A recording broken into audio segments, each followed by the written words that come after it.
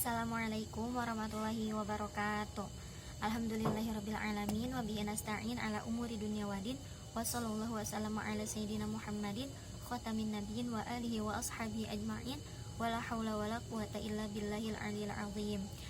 Perkenalkan, saya Kartiwi dari Prodi PAI 3B dengan NIM 002. Di video kali ini saya akan menjelaskan atau membahas sedikit tentang filsafat pendidikan Islam. Oke, langsung saja. Di sini saya sudah mempunyai PowerPoint tentang filsafat pendidikan Islam. Oke, kita lanjut ya. Di sini ada kerangka pelajarannya ya. Yang pertama itu ada pengertian. Pengertian itu dari pengertian filsafat pendidikan Islam. Yang kedua ada ruang lingkup filsafat pendidikan Islam, dan yang ketiga ada kegunaan, dan yang keempat ada metode pengembangan. Oke, lanjut. Di sini ada definisi. Kita akan membahas apa itu filsafat pendidikan Islam. Filsafat pendidikan Islam adalah pandangan dasar tentang pendidikan yang bersumberkan ajaran Islam, yang mana orientasinya itu pemikirannya berdasarkan ajaran tersebut.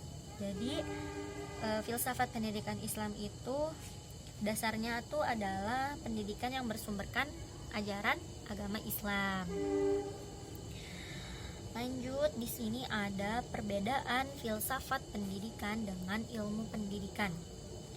Perbedaannya itu adalah jika filsafat pendidikan adalah teori rasional tentang pendidikan yang tidak pernah dapat dibuktikan secara empiris, sedangkan ilmu pendidikan adalah teori rasional tentang pendidikan yang ada bukti empirisnya. Jadi perbedaannya itu kalau filsafat pendidikan mah tidak pernah ada bukti secara empiris, sedangkan ilmu pendidikan itu pasti ada bukti empirisnya.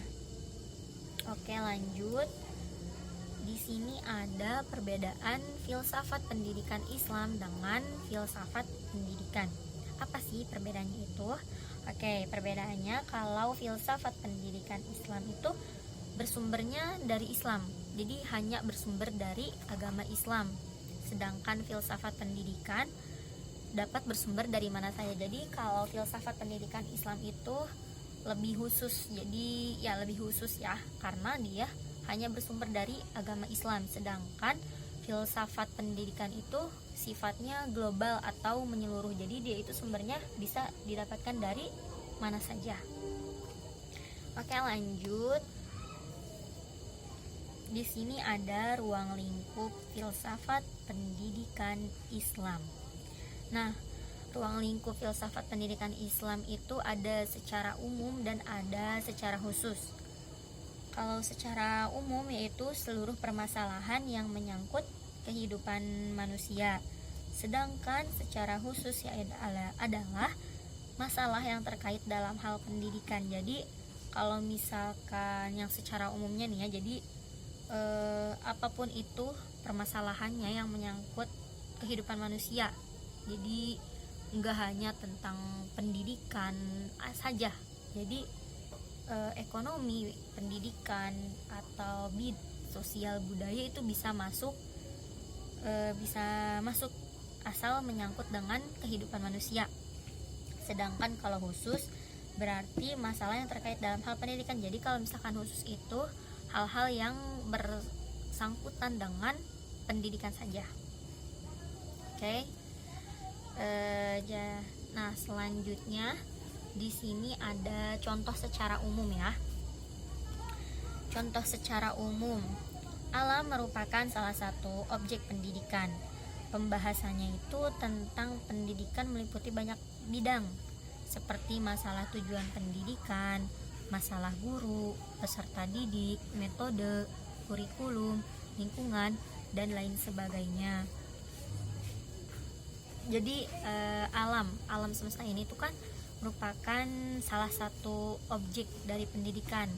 Salah satu tuh berarti ya berarti ada banyak gitu kan. Salah satu berarti hanya satu. Nah, pembahasan tentang pendidikan itu meliputi banyak bidang seperti masalah tujuan pendidikan, masalah guru, peserta didiknya, kurikulum, metode, lingkungan, dan lain sebagainya yang yang menyangkut tentang masalah dengan pendidikan. Nah, di sini ada kegunaan filsafat pendidikan Islam.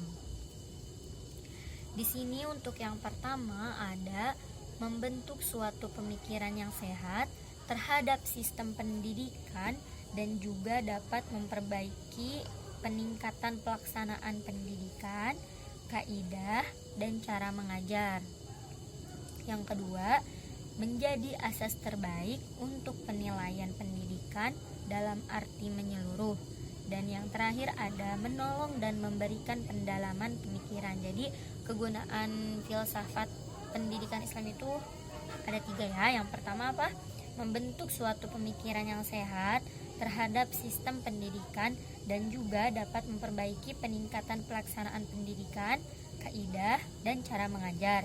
Yang kedua, menjadi asas terbaik untuk penilaian pendidikan dalam arti menyeluruh. Dan yang terakhir adalah menolong dan memberikan pendalaman pemikiran. Oke, lanjut. Di sini ada metode pengembangan. Nah, metode pengembangan ini menurut Abu Dinata meliputi 4 hal. Yang pertama ada bahan tertulis atau tekstual. Jadi bahannya itu jelas gitu ya, ada teksnya tertulis, jadi ada bukti. Yang kedua metode pencarian bahan. Yang ketiga metode pembahasan atau penyajian. Dan yang keempat pendekatan. Lanjut. Nah, pendekatan yang pendekatan apa saja sih yang dapat digunakan dalam metode pengembangan? Menurut Abdul Aziz, pendekatan yang dapat digunakan ada beberapa macam. Nah, yang pertama di sini ada pendekatan spekulasi, yang kedua pendekatan normatif, yang ketiga pendekatan analisa konsep, yang keempat pendekatan historis, yang kelima pendekatan ilmiah, dan yang keenam pendekatan komprehensif dan terpadu. Jadi pendekatan yang dapat dilakukan dalam metode pengembangan menurut Abdul Aziz itu ada berapa tadi? Ada 6 ya. Yang pertama pendekatan spekulasi, yang kedua pendekatan normatif, yang ketiga pendekatan analisa konsep, yang keempat pendekatan historis, yang kelima pendekatan ilmiah, dan yang terakhir pendekatan komprehensif dan terpadu. Lanjut. Nah, sekarang kita sudah berada di akhir pembahasan. Di sini dapat disimpulkan bahwa ruang lingkup pembahasan filsafat pendidikan Islam adalah pemikiran yang serba mendalam, mendasar, sistematis, terpadu, logis, dan universal mengenai konsep-konsep yang berhubungan dengan pendidikan. Alhamdulillahirabbil alamin. Mungkin itu saja yang dapat saya sampaikan. Kurang lebihnya mohon dimaafkan karena di dunia ini tidak ada yang sempurna, karena kesempurnaan adalah hanya milik Allah Subhanahu wa taala. Cukup sekian dari saya. Wabillahi taufiq wal hidayah. Wassalamualaikum warahmatullahi wabarakatuh.